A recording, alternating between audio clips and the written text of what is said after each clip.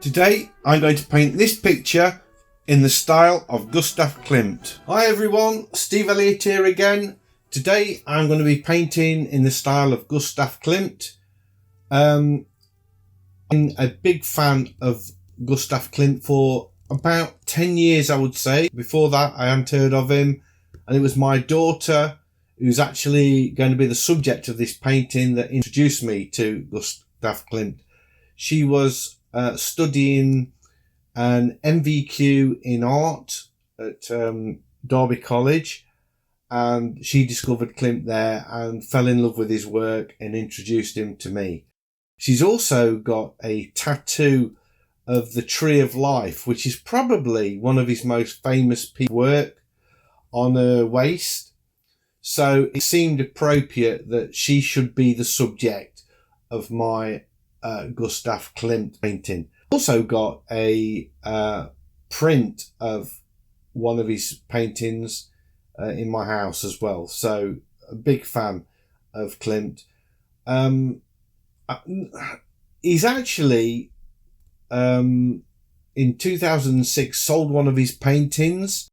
I think the subject of the painting was Adele Block Bowser, and in 2006 that was purchased for $135 million, which was the highest price ever paid for a painting at that time. So although he's not probably as well known as people like Turner and Monet, he's certainly up there with them all, and his paintings are worth a lot of money. This particular painting is painted from his period called the Golden Phase, which was very successful for him. It was financially successful, and he used gold leaf in a lot of his paintings.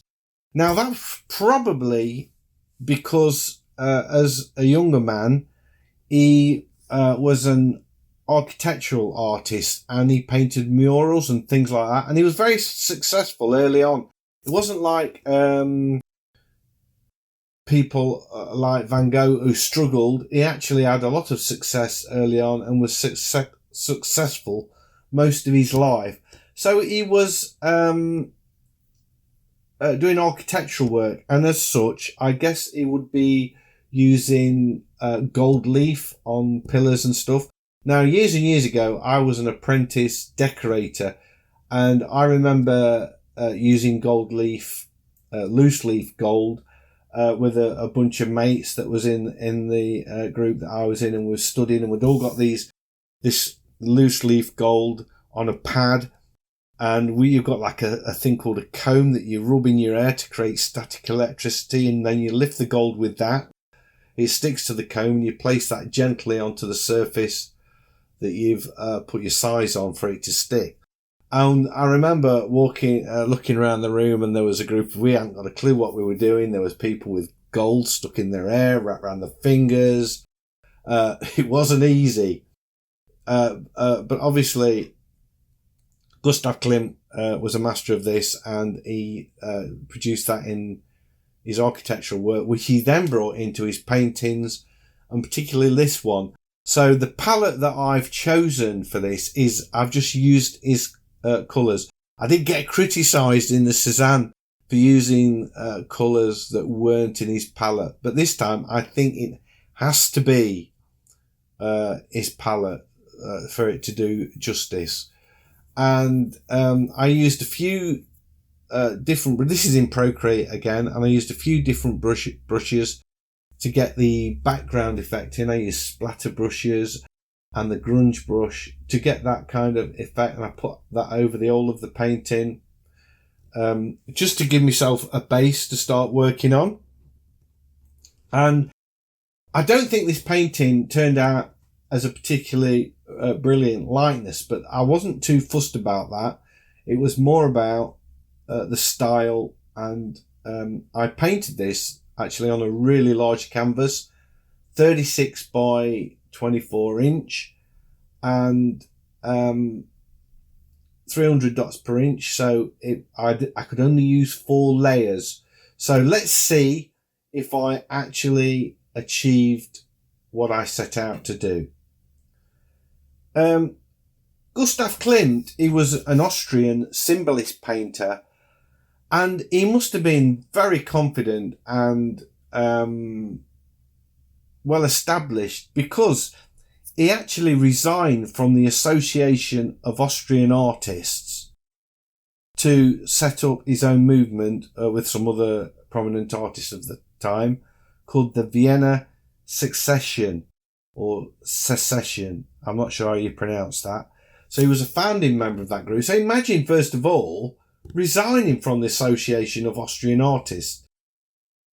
I mean, God, if I was made an artist of any art group, I don't think I would ever leave. I would just be so chuffed or pleased. So there's that. I mean, oh my God. But he left because he didn't like the traditions of the movement and the way they wanted you to paint historical subjects, and he wasn't into that. He was more into a lot of his work was quite erotic, and but trust me, this one I'm painting isn't erotic. I couldn't paint an erotic painting of my daughter. That just wouldn't be right. So from that stance, it's not like a Klimt, because a lot of his work was quite erotic. And if you look at the original painting that this is based on, The Kiss, I mean, that's quite sensual, really. But this is just a nice painting of my daughter. So anyway, this movement that he created was really so they could bring in aspiring young artists that were considered to be exceptional from other countries to exhibit in Austria, and also they produced catalogues of their own work and put exhibitions on, and it was well funded. They were awarded a grant to build their own exhibition centre, or whatever you would call it. So it was not like most of the other artists that I've covered so far that have struggled. He did have a lot of success. However, he did get some criticism as well, because in 1900 he completed a series of paintings for the ceiling of the Great Hall in the University of Vienna, and he was criticised for it being pornographic. So he did meet criticism as well. But 2 years before that, in 1988, he received the Golden Order of Merit from the Emperor of Austria for murals painted on the Imperial Court Theatre. So I guess this was all the architectural work he was doing before he moved into the painting. And as I say, this is from his golden phase, which is the phase that I like the most, and it's what I'm more into. And as you can see, I've scrapped the original colour of the shirt that my daughter was wearing, and I've gone for these yellows. And I've he uses geometric shapes a lot in his paintings, so I've sort of picked up on that from the shirt and emphasised that, still using closely staying to his palette. And also you'll notice I've got very elongated arms and legs. That's not a mistake. I've done that on purpose. I wanted to make sure that he did paint elongated figures, and I wanted to make sure that I stuck to that as best as I could. I didn't want there to be sort of geometrically correct, I suppose. I wanted it to be sort of a distorted, elongated figure, because a lot of his paintings do appear to be very long. They don't sort of stick to the golden mean of or ratio of 1 to 0.616 or whatever the ratio is. It does paint these sort of very elongated paintings. So that's what I wanted to do with this one.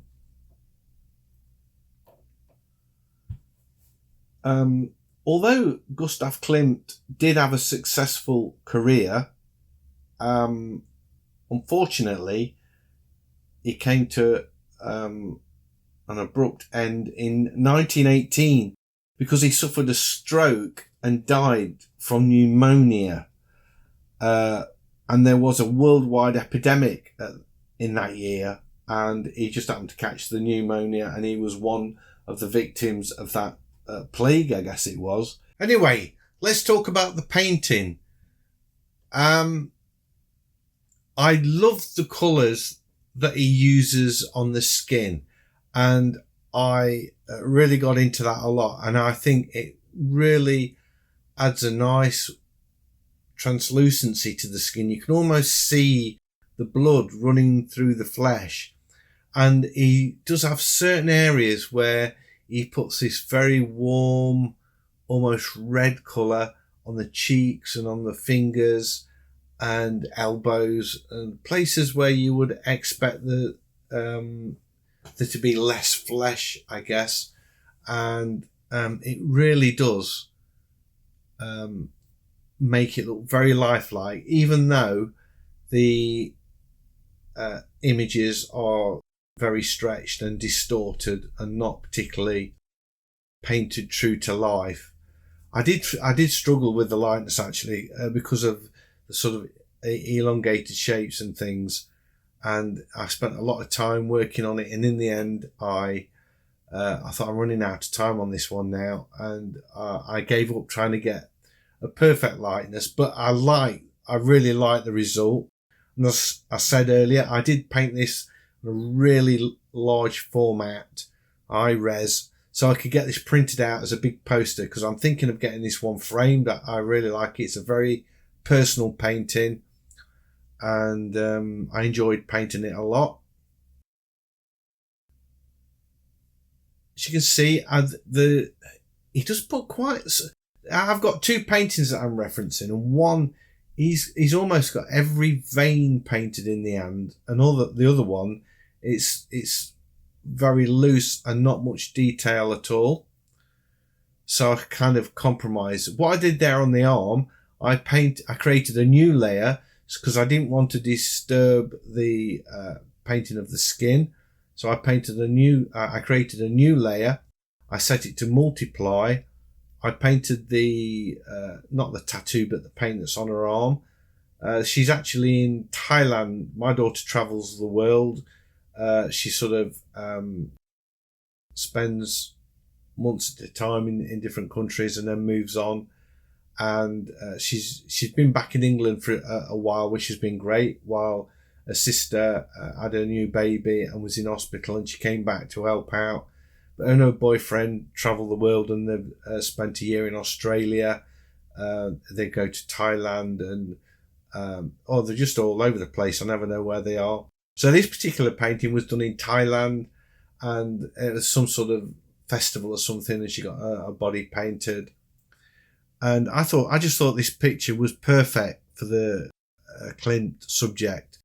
So she sent it me probably about a year ago, and I've been meaning to do something with it, and this has been the perfect opportunity. I love his approach with air as well. He sort of he doesn't go for a realistic style at all, of trying to paint every strand. He just paints the sort of direction of the air and the clumps of it, I suppose. Now we're going into the legs. I've used the favourite brushes for this, apart from the splatter brushes that I used in the background. I used the grunge brush, and then most of the work on the figure was done with the turpentine brush, and then I went in and put the detail in with the oil brush, and that's it. It does seem to me that when I do an oil painting, they are the brushes that I stick to. I don't move away from that. At this point, I'm thinking this painting's looking a little bit like some sort of galaxy, and somebody floating around in the galaxy. There you see I'm painting the Tree of Life tattoo on her waist. It's quite a big tattoo. It's done very tastefully though. I really like it. It's a bit like Cézanne where he puts outlines around, not all of the subject, but parts of it you'll see an outline appear. And I do like that. It does work.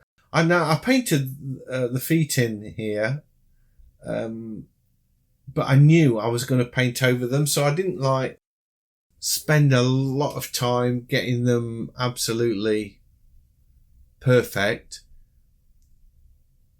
I was going to cover them with flowers and things, but I wanted to make sure that if there was an area where they just showed through, that you could see the feet. So although I cover them up, I didn't jib out and not paint them at all. I did paint them, and but covered them up later on.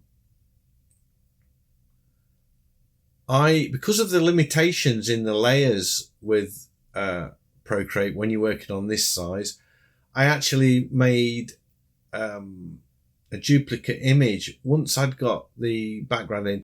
Now here I thought, right, I've got the person in, I've got the background in, what do I do now? So I started painting these shapes in, and you can see I'm experimenting, and I'm using the turpentine brush, I think, just to sort of blend these colours together, and I'm trying different things, and I don't really know. I haven't thought that far ahead, and you can see I'm sort of picking up the reflection on the floor of the photograph, doing something with that, and I'm thinking, it's not going how I want. I'm not digging it, man. It's not working for me.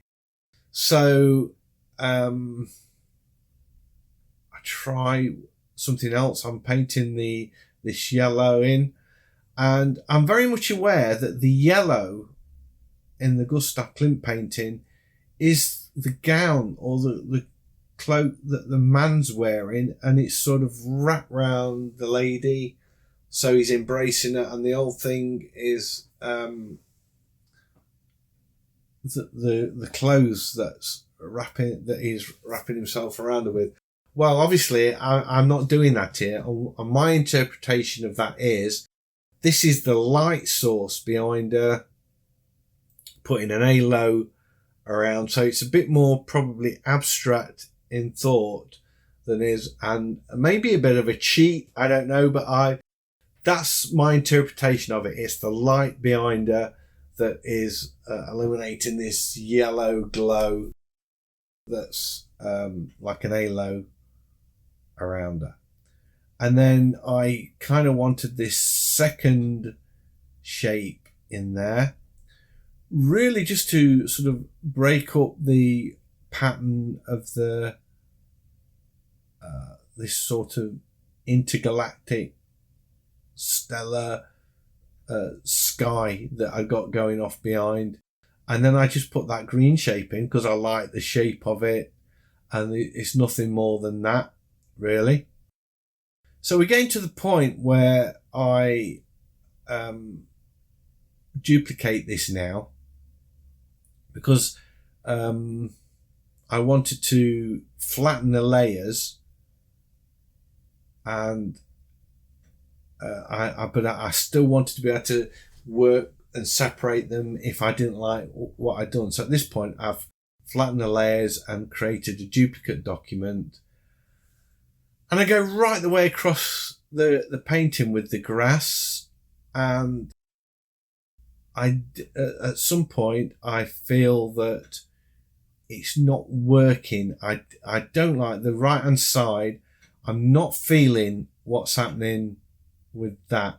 I like the idea of having this really long painting, and just by taking that bit of grass to the right hand side past the yellow, it chops it up. So what I did, I cut and paste the background because I'd flattened the layers, and I thought, well, I'm not going back into the previous version now, and I cut and paste it to extend that sort of background right to the bottom of the painting, and I think that adds a dynamic feel to it that was missing when I went right the way across. And then I went in painting. So although I'm sort of copying his flowers, I'm putting them, definitely putting them in as my own style. What I'm doing now, I was messing with the background. I was trying to light it up a bit, and in the end I decided not to. So we're going in now, putting in these flowers in the foreground. And they're pretty much, I'm not saying they're a copy, because I certainly haven't got the patience to sit down and copy something exactly like the original. But they're very similar to his. And I turned off all the other layers so I could work on these and see, because I couldn't see what I was doing.